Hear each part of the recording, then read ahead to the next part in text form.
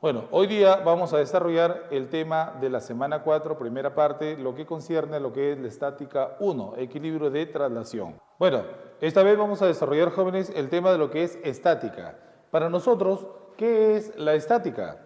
La estática es una rama de la mecánica que se encarga del estudio del equilibrio de los cuerpos, ¿de acuerdo? Hay que recordar nosotros que cuando hablamos de la mecánica es una rama de la física que está encargado básicamente de todo lo que tiene que ver con movimiento y fuerza. Recordemos nosotros que ahí tenemos, por ejemplo, la cinemática, tenemos a la estática, tenemos a la dinámica, tenemos al trabajo, potencia y energía, ¿cierto? Entonces, todo eso es parte de la mecánica, ¿de acuerdo? Muy bien, nosotros hoy día vamos a empezar con esto tan importante, ¿no? Para nosotros, ¿qué es el equilibrio? ¿No? El equilibrio. Nosotros recordemos que estamos hablando del equilibrio de traslación y también equilibrio de rotación, que lo veremos en la segunda parte de la estática. Hoy día nos vamos a concentrar en lo que es el equilibrio de traslación, ¿de acuerdo? Mire, el equilibrio de traslación. ¿Cuándo un cuerpo está en equilibrio de traslación? Cuando tiene velocidad cero, ojo, cuando tiene velocidad cero o cuando tiene velocidad constante, ¿cierto? Entonces no te vayas a olvidar.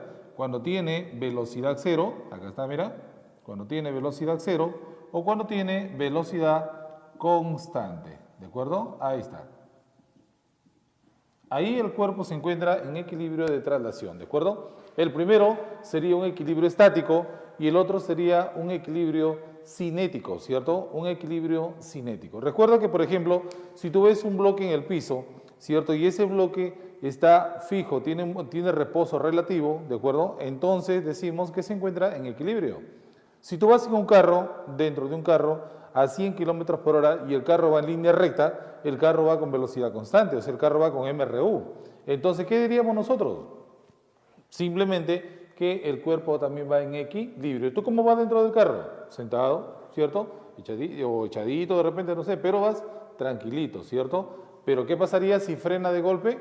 Ahí vendría obviamente ya la pérdida de equilibrio y obviamente el cuerpo se puede ir hacia adelante, se puede ir hacia atrás, dependiendo, ¿cierto? En este caso, entonces, decimos que mientras que esté en reposo o esté con velocidad constante, el cuerpo va a estar en equilibrio de traslación. Es decir, cuando su aceleración vale cero, ¿cierto? Cuando la aceleración es nula, decimos que el cuerpo tiene equilibrio de traslación, ¿de acuerdo? Muy bien.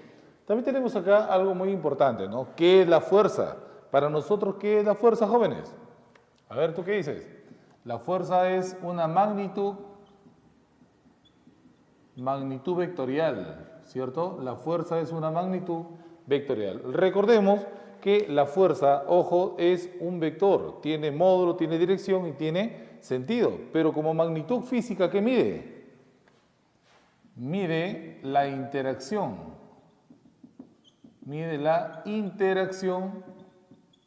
entre dos o más cuerpos.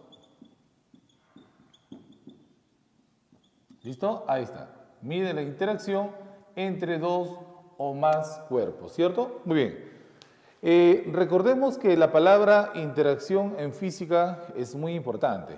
Miren, cuando nosotros hablamos de interacción, estamos hablando de que el cuerpo va a actuar sobre el otro y viceversa, ¿cierto? Por ejemplo, un cuerpo que se toca, ¿cierto? Puede ser directo, también puede ser a distancia. En el caso, por ejemplo, de los imanes que traen partículas de hierro, ¿cierto? Lo hacen a través de su campo magnético, ahí hay fuerza, ¿de acuerdo? O sea, hay interacción. Pero mientras que obviamente no ocurra esa interacción, diremos que la fuerza vale cero. Por ejemplo, ¿qué pasaría si ajunto un trozo de madera con otro trozo de madera? No se hace nada, ¿cierto? Simplemente estos tendrían interacción cero, o sea, no hay fuerza.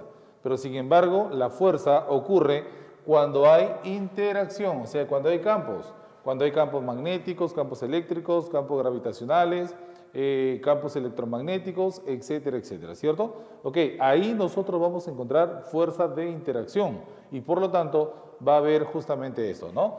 La medición de esa interacción lo hace la fuerza, ¿de acuerdo? También acá nosotros hablamos de las fuerzas internas, ¿ok? Las fuerzas internas. También, no pasemos por alto, recordemos aquí también algo importante, que en el sistema internacional la fuerza nosotros la medimos en Newton, ¿ya? Ahí está, eso es importante. Ya la fuerza la medimos en Newton, ¿de acuerdo?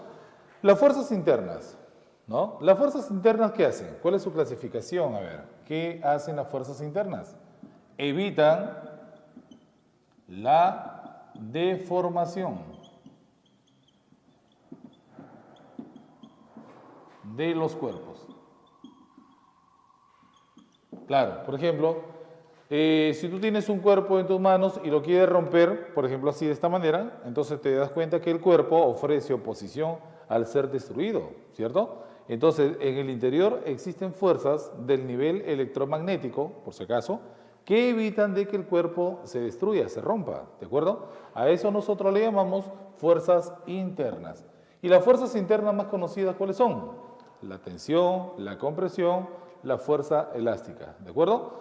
Hablemos primero de la tensión. ¿Cuándo trabajamos con la tensión? Cuando trabajamos, por ejemplo, con materiales como cuerdas, hilos, ¿cierto? Ahí está. En este caso tenemos, cuando trabajamos con cables, cuerdas, hilos,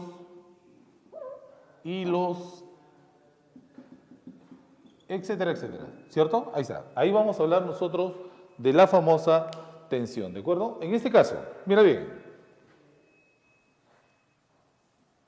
si yo tengo una cuerda, ¿sí? Y a esa cuerda yo la jalo por los costados y le aplico una fuerza F y por acá también otra fuerza F, ¿qué va a pasar en el interior? En el interior vamos a ver de que el cuerpo se va a resistir a la deformación, ¿cierto? Si tú jalas hacia afuera, el cuerpo va a jalar hacia adentro, ¿cierto? De tal manera de que evita la deformación. Y eso lo podemos apreciar haciendo un corte imaginario, ¿sí? Si tú haces un corte imaginario, vas a encontrar que la tensión está así, ¿de acuerdo? Que la tensión se encuentra de esta manera, ¿sí? Ahí está. Esa es la fuerza de tensión, ¿de acuerdo? Si tú jalas el cuerpo hacia afuera, la tensión va a jalar hacia adentro, ¿ok? Evitando de que el cuerpo se rompa, se deforme. En el caso de la compresión, cuando trabajamos, por ejemplo, con barras, si trabajamos con barras, ¿sí? O de manera general, cuerpos rígidos. Cuerpos rígidos. Los cuerpos rígidos, ¿cierto? O sea, aquellos que tienen una forma definida, un plumón, una piedra, un bloque, etcétera, etcétera, ¿cierto? Ellos obviamente van a estar expuestos a este tipo de fuerzas, fuerzas de compresión. Por ejemplo, fíjate bien.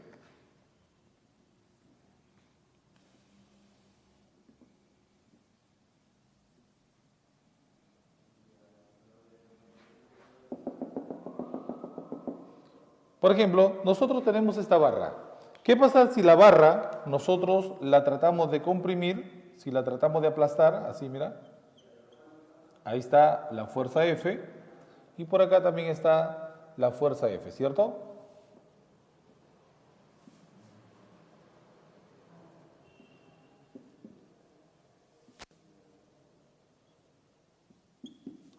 Muy bien, veamos. Entonces, ¿qué es lo que va a ocurrir acá, chicos? En este caso, si tú haces el corte en el centro, el corte imaginario, vas a encontrar que la fuerza de compresión se encuentra así, ¿ok? Y así. Así va a estar la fuerza de compresión, ¿de acuerdo? La fuerza de compresión se encuentra de esa manera, ¿de acuerdo? Entonces, si tú al cuerpo lo aplastas hacia adentro, ¿ok? El cuerpo va a reaccionar hacia afuera. Claro, por ejemplo, si yo cojo este plumón, pues porque es un cuerpo rígido, yo le aplico una fuerza, ¿ok? Lo trato de aplastar así, entonces el cuerpo reacciona hacia afuera, evitando de que sea aplastado. Esa es la función de las fuerzas internas, ¿de acuerdo? Evitar la deformación.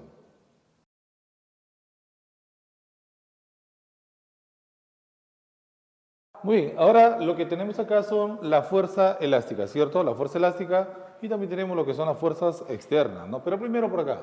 La fuerza elástica, que también es una fuerza interna, ¿ok? Es aquella que evita la deformación, como lo hemos dicho anteriormente, ¿cierto?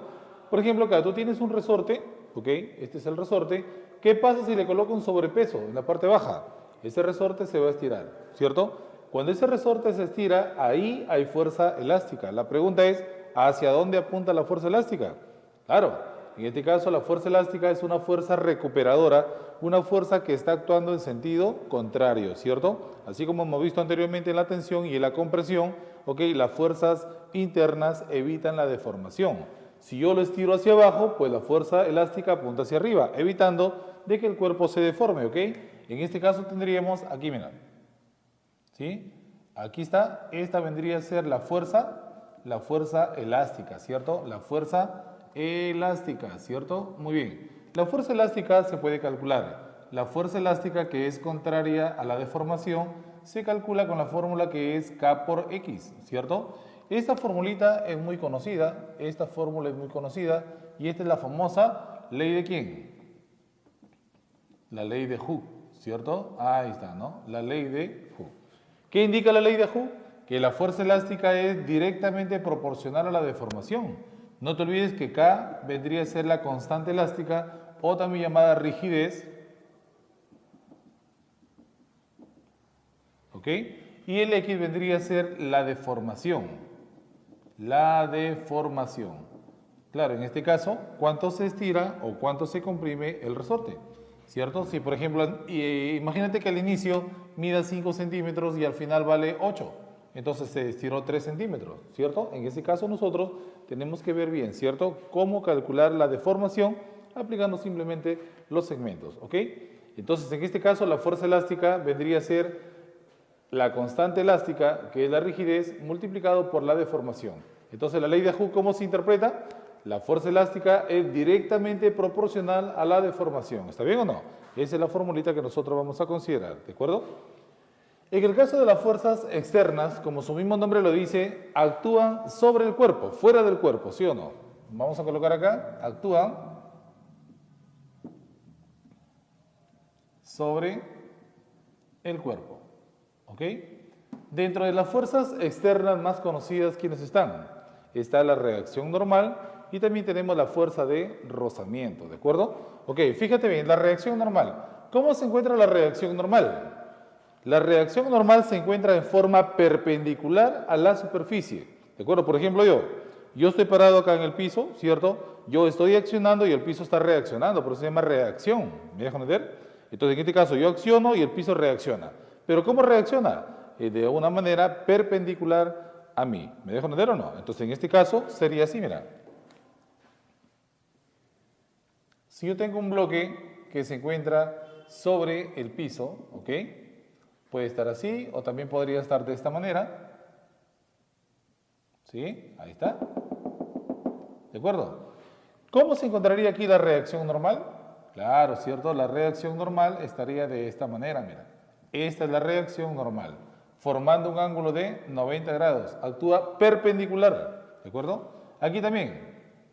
La reacción normal se encontraría así, formando un ángulo de 90 grados, ¿de acuerdo? Entonces, la reacción normal se encuentra de esa manera, siempre actuando en forma perpendicular a la superficie, reaccionando.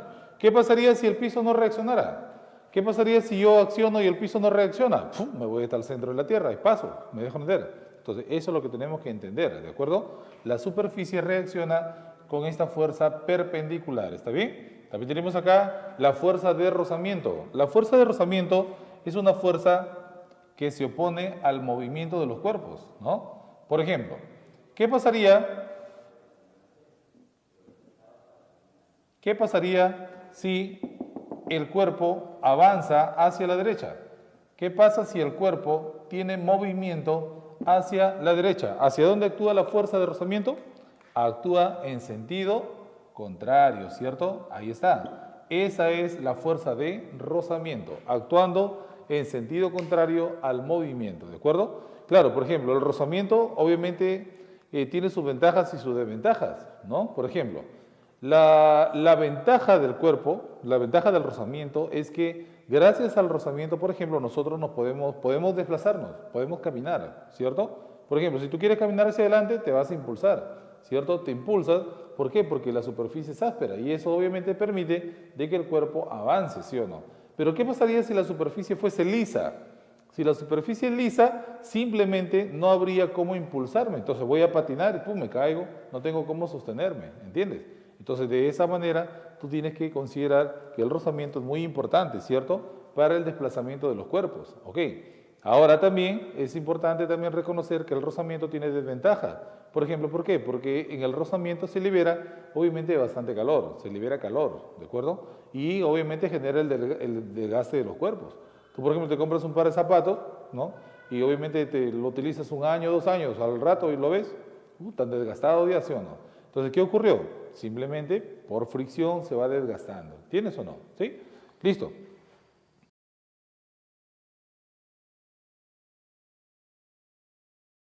Muy bien, acá también tenemos las fuerzas externas. Las fuerzas externas son aquellas fuerzas que actúan sobre el cuerpo.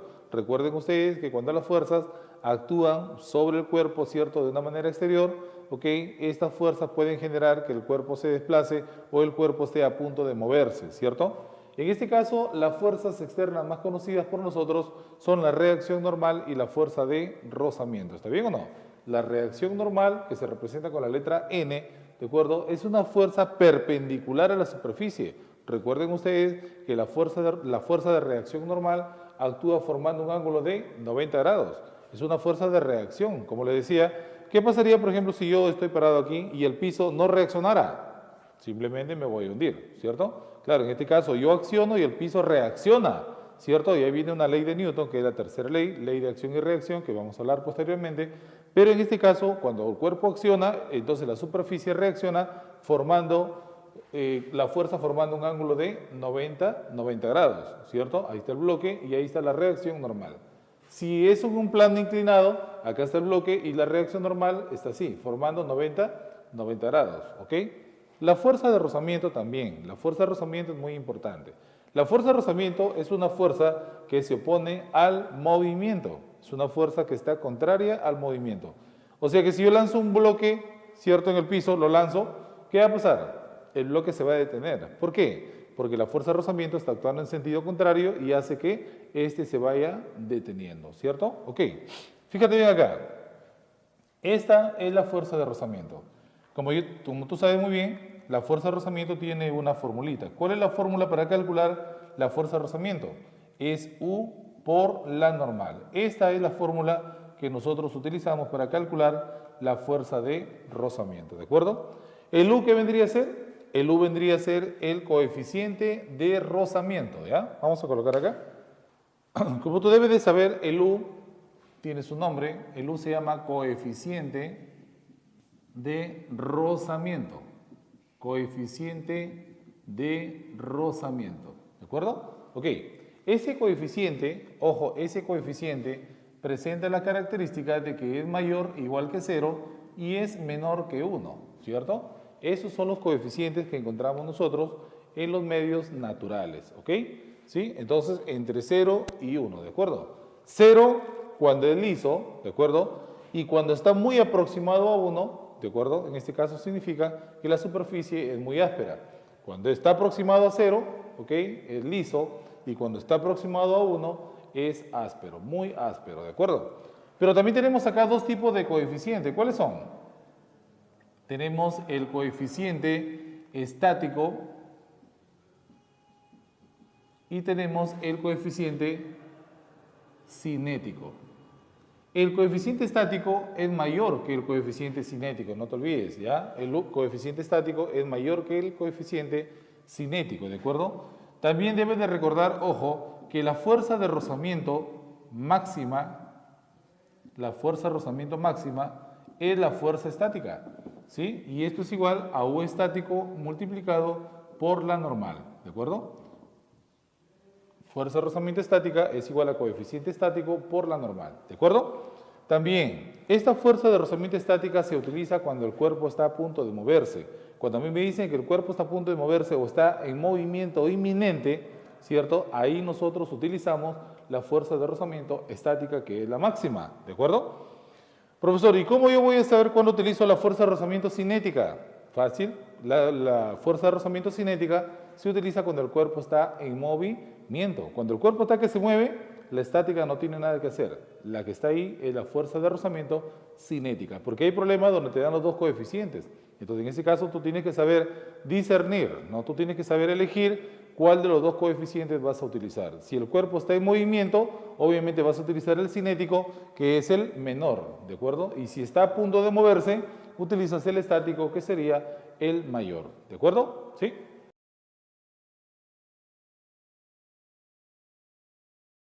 Muy bien, entonces jóvenes, ahora vamos a ver lo que son la fuerza gravitacional. La fuerza gravitacional, ojo, es aquella fuerza que ejercen los campos de gravedad sobre los cuerpos. Claro, cuando, por ejemplo, nosotros, ¿no? Nosotros nos encontramos en la Tierra tiene un campo de gravedad y por lo tanto nosotros pesamos, ¿cierto? Una cosa es masa, lo otro es peso. Claro, porque, por ejemplo, tú puedes tener masa y de repente no puedes tener peso. Tú te vas al espacio exterior. En el espacio exterior hay lugares donde la gravedad vale cero. Y si tú estás, por ejemplo, tú ves en los documentales, ¿cierto? Que los astronautas comienzan a flotar y todo eso, ¿no? Entonces te das cuenta que están en gravedad cero. Y entonces masa sí tienen, lo que no tienen es peso, ¿cierto? Mira, entonces, acuérdate de eso, ¿no? El peso de los cuerpos apunta ¿hacia dónde? Hacia el centro, ¿cierto? Así está, el peso apunta hacia el centro de la Tierra. Si la persona está del otro lado de la Tierra, ¿cierto? Si la persona está ahí, igualito, ¿no? Igualito. Ahí está, ¿no? Obviamente el peso también apunta hacia el centro de la Tierra. ¿Está bien o no? ¿Y cuál es la fórmula para calcular el peso de los cuerpos? El peso de los cuerpos se calcula con la formulita que dice masa por gravedad. Esta es la fórmula que tú vas a utilizar para calcular el peso de los cuerpos, ¿ok? En este caso, ojo, M vendría a ser ¿qué cosa? La masa, que tiene que estar en kilogramos, sistema internacional, y la aceleración de la gravedad, que vale 9,8 metros por segundo al cuadrado. Si el problema te dice 10, tomas aceleración 10, ¿de acuerdo? Ok, pero en este caso, obviamente nosotros siempre vamos a utilizar 9,8 metros por segundo al cuadrado, ¿de acuerdo? Muy bien, ahora también tenemos acá, jóvenes, también tenemos algo muy, pero muy importante, ¿ok?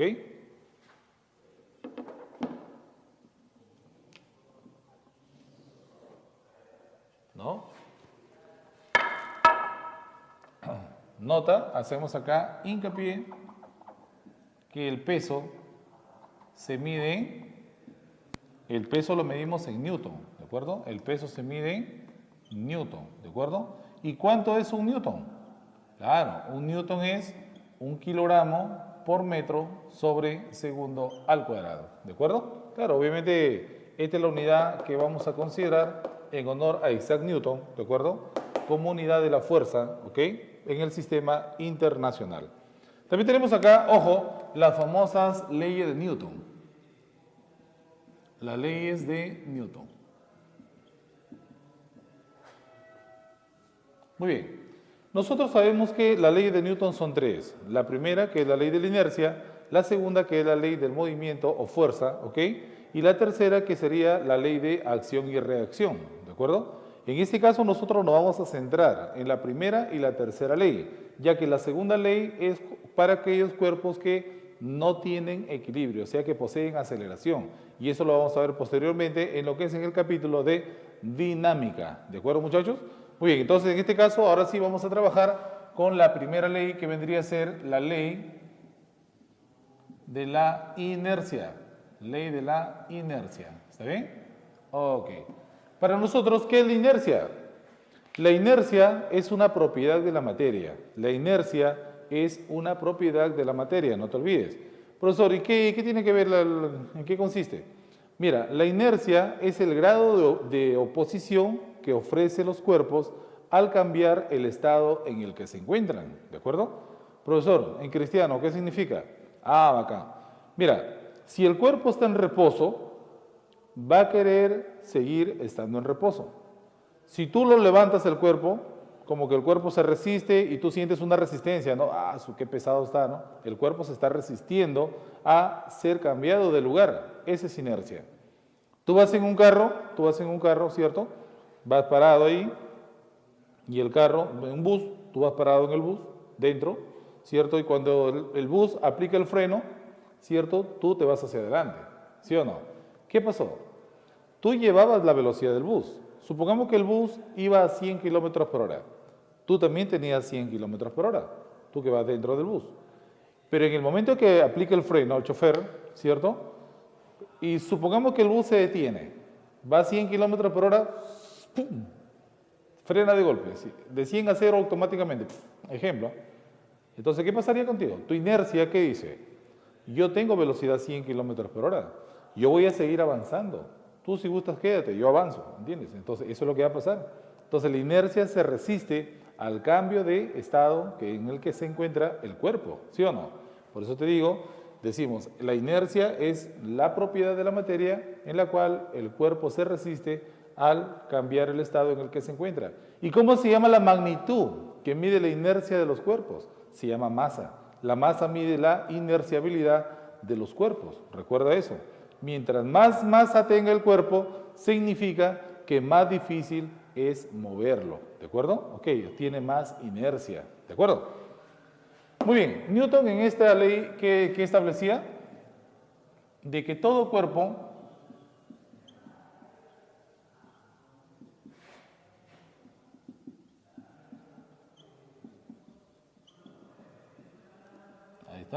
todo cuerpo está en equilibrio si está en reposo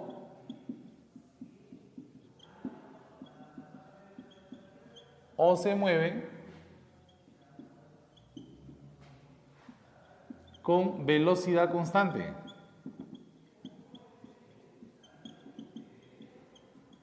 ¿Cierto? Ahí está.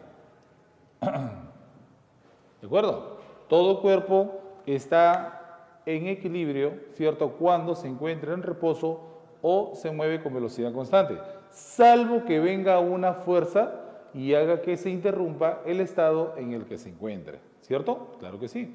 Claro, cuando ya obviamente si el cuerpo está en reposo y viene alguien y te empuja, ¡pum!, pierde el estado de equilibrio, ¿cierto?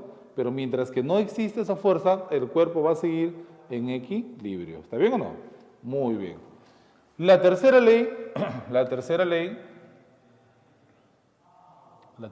ya saben, la segunda la vemos más adelante, la ley de acción y reacción.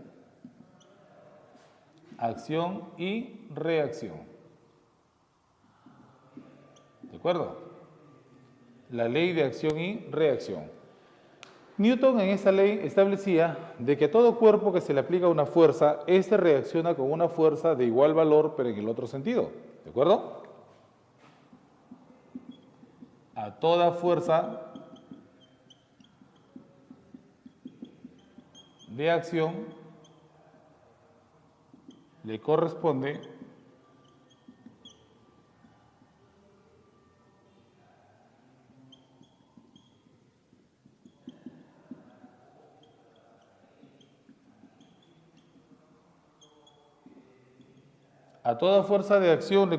una fuerza de reacción, ¿de acuerdo? De igual módulo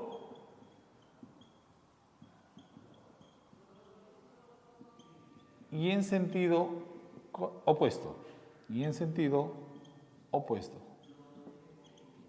¿De acuerdo? Ahí está. La fuerza de acción y reacción son dos fuerzas muy importantes, ¿cierto? Son dos fuerzas que actúan al mismo tiempo, porque ni bien hay acción, también hay reacción, ¿de acuerdo? Eso es muy importante. Estas fuerzas, ojo, no se equilibran. ¿Pero por qué? Por ejemplo, supongamos que a la pared yo le aplico 100 newton de fuerza. ¿Con cuánto reacciona la pared? También con 100. Claro, no la voy a tumbar, con 100 newton no la voy a tumbar. Viene un tráiler a 100 kilómetros por hora y viene un ciclista a 20 kilómetros por hora. Y van a impactar, van al choque. En el momento del impacto, ¿cierto? El ciclista al tráiler le aplica 500 newton de fuerza. La pregunta es, ¿el tráiler con cuánto reacciona? También reacciona con 500 newton, ¿cierto? ¿Por qué? Porque la fuerza de acción y reacción son iguales. ¿Está bien o no? El ciclista acciona con 500, el tráiler también reacciona con 500. Pero, obviamente, por el tamaño, por la inercia que poseen, el más afectado es el más pequeño, ¿cierto? En este caso, el ciclista sale volando. ¿Entiendes o no? ¿Sí? Entonces, pero se está cumpliendo la tercera ley de Newton, ¿de acuerdo? Muy bien. Ahora vamos a hablar de las condiciones de equilibrio, ¿de acuerdo? Cuando un cuerpo se encuentra en equilibrio, ¿de acuerdo? Hay que recordar que cuando un cuerpo está en equilibrio mecánico, tiene que cumplir dos equilibrios. El primero, que es el equilibrio de traslación, y el otro, que es el equilibrio de rotación. Hoy día vamos a hablar del equilibrio de traslación, ¿de acuerdo? Vamos a hablar del equilibrio de traslación, ¿ya, muchachos? Muy bien, vamos a borrar aquí para que ustedes puedan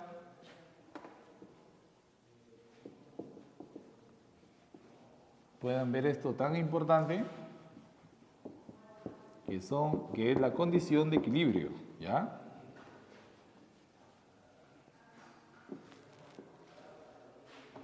Muy bien, tenemos acá la primera condición de equilibrio.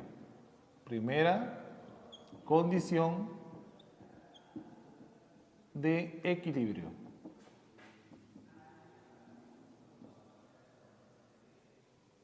Listo. Para que un cuerpo se encuentre en equilibrio de traslación, ¿ya? Primera condición de equilibrio. Acá estamos hablando de equilibrio de traslación, por si acaso. Equilibrio de traslación, ¿de acuerdo? Cuando un cuerpo se encuentra en equilibrio de traslación, cuando la fuerza resultante sobre dicho cuerpo es nula, ¿de acuerdo? Muy bien, fíjate. Este es un cuerpo, ¿ya? Este es el cuerpo, ¿ya? Si ese cuerpo lo afecta la fuerza F1, lo afecta la fuerza F2, y así, lo afecta la fuerza F3, ¿cierto? Hasta la fuerza N, ¿de acuerdo? Ahí está. Lo afecta la fuerza 1, la fuerza 2, la fuerza 3, hasta la fuerza N. En este caso, tú sabes que la fuerza resultante es la suma de todas las fuerzas. O sea, fuerza 1 más la fuerza 2 más la fuerza 3 y así, ¿cierto? Esta vendría a ser la fuerza resultante. Pero nos damos con la sorpresita de que esa fuerza resultante es nula, ¿cierto? Es nula. Recordarás tú en el capítulo de vectores que cuando la resultante es nula, significa que los vectores forman un polígono cerrado, ¿cierto? Por eso, si tú ordenas los vectores y los pones en forma consecutiva, te va a cerrar el polígono, ¿me dejo entender? Y eso muestra de que está en equilibrio. Por eso muchos problemas que nosotros vamos a desarrollar van a ser formando polígonos cerrados. ¿Puesto de qué? ¿Qué indica? Claro, indica básicamente de que está en equilibrio, ¿de acuerdo? O sea, su fuerza resultante es nula, ¿de acuerdo? Ok. Y a partir de eso también podemos deducir lo siguiente, mira, ¿sí? Cuando la fuerza resultante es nula, decimos que la sumatoria de fuerzas es nula, ¿cierto? Ahí está. Y de aquí sale, pues, ¿qué cosa? Claro, que la sumatoria de fuerzas en X es igual a 0, que las sumatorias de fuerzas en Y es 0, y la sumatoria de fuerzas en Z también es 0, ¿ok? Eso es lo que va a ocurrir en la primera condición de equilibrio. Y en forma práctica, ¿qué decimos? En forma práctica, nosotros decimos que la sumatoria de fuerzas hacia la derecha es igual a la sumatoria de fuerzas hacia la izquierda, y que la sumatoria de fuerzas hacia arriba es igual a la sumatoria de fuerzas hacia abajo, ¿cierto? Claro. Eso indica justamente que la sumatoria de fuerzas sea nula, ¿de acuerdo? Eso es lo que tenemos que considerar, chicos, para poder desarrollar nuestros ejercicios. ¿Está bien? También tenemos algo importante acá. También tenemos algo muy importante. Es el famoso teorema de Lamy, ¿no? Teorema de Lamy. Muy bien. El teorema de Lamy es muy importante. ¿Para cuántas fuerzas cumple el teorema de Lamy? Para 3 fuerzas, pero no cualesquiera. Ojo, estas 3 fuerzas, a ver, vamos a colocar acá, cumple para 3 fuerzas. 3 fuerzas, ¿cierto? 3 fuerzas coplanares, o sea que pertenecen a un mismo plano, ¿sí? Concurrentes, concurrentes, ¿ok? Y no paralelas. No paralelas. ¿Sí? Ahí está. O sea, cuando tú veas esto, cuando tú veas esta figurita, por ejemplo, así, la famosa Y, ¿no? Ahí está. Esta es la fuerza 1, esta es la fuerza 2 y esta es la fuerza 3. Aquí hay un ángulo. Este es el ángulo alfa, este es el ángulo beta y este es el ángulo tita, ¿cierto? Si el sistema se encuentra en equilibrio, ¿qué significa? Si está en equilibrio, significa que la fuerza 1 más la fuerza 2 más la fuerza 3, ¿sí? Me dan una resultante nula, ¿cierto? Eso es lo que se va a cumplir, vectorialmente. Pero si se cumple eso, automáticamente se cumple también la famosa ley de senos. ¿Y la ley de senos cuál es? ¿Qué establece la ley de senos? La ley de senos dice que la fuerza 1, su módulo, lo divido ¿entre quién? Entre el seno del ángulo que forman los otros vectores, o sea, seno de tita, ¿ok? Esto es igual a quién? A F2 sobre el seno del ángulo beta, seno del ángulo beta. ¿Y esto es igual a quién? A F3 sobre el seno de quién? Es F3 sobre el seno de alfa, ¿cierto? Esto es lo que va a cumplirse, ¿ok? Cuando estemos trabajando en el teorema de Lamy, ¿de acuerdo? El teorema de Lamy entonces trabaja para 3 fuerzas solamente, coplanares, concurrentes y no paralelas, porque son no paralelas, ¿te das cuenta? En este caso nosotros estamos hablando entonces de que si su fuerza resultante es nula, automáticamente también se cumple la famosa ley de senos. Ahora sí, jóvenes, vamos a empezar con el desarrollo de los problemas.